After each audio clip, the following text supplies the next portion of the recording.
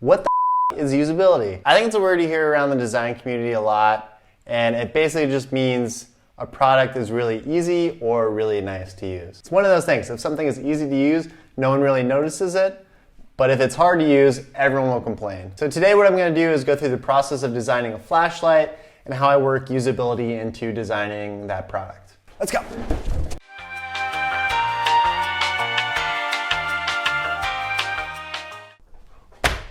So the first thing I want to think about is general size, shape, general ergonomics of this flashlight that we're going to design. Yeah, it's kind of greasy.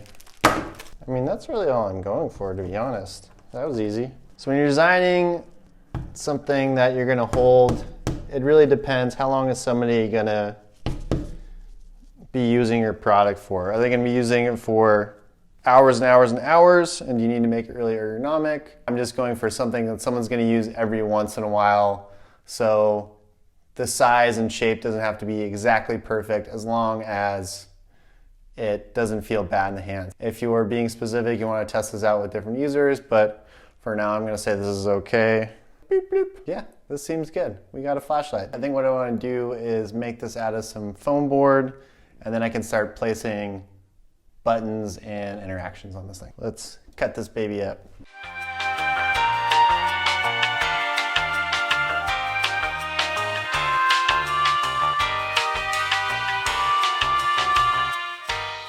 What? Okay.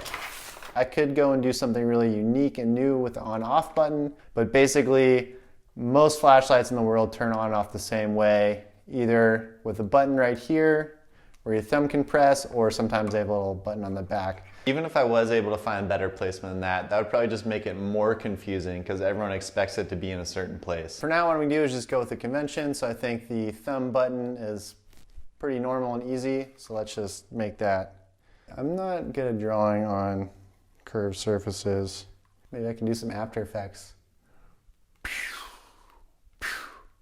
So one thing I did on this is I used the form to convey some information. So having this bump actually does two things. One, it tells people which direction this flashlight goes. So generally flashlights, the bigger end is the bright end. And then two, I'm going to put an additional function for the brightness in, and that's why it's a bit offset from center. So it's something's different, so you can expect that there's a unique thing about this product.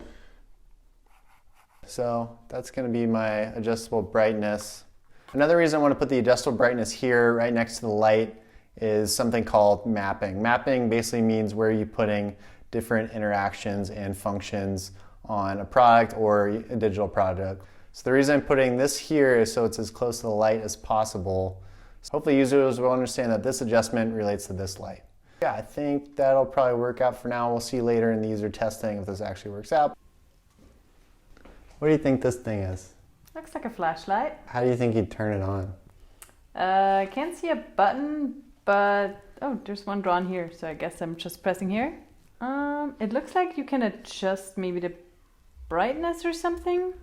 Yes! All right, so I 3D printed this guy out. Let's put it together if I can remember how to do this. Goes here. Yeah, cool. Hey, flashlight. Boop, boop, boop, boop. I already noticed a few things.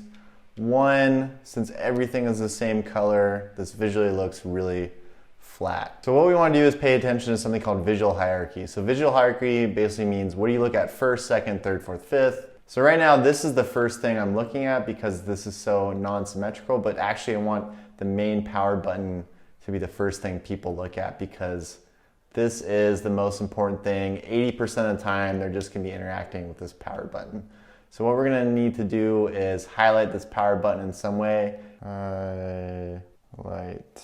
I also noticed that there's not really an indicator on where this light is, and one of the things you want to do is give people a sense of what's going on with this product even if the light's not on. So actually what I think I'm going to want to do is put an indicator on this knob, so even if the light's not on, you know exactly how bright it is before it starts. Small, big indicator.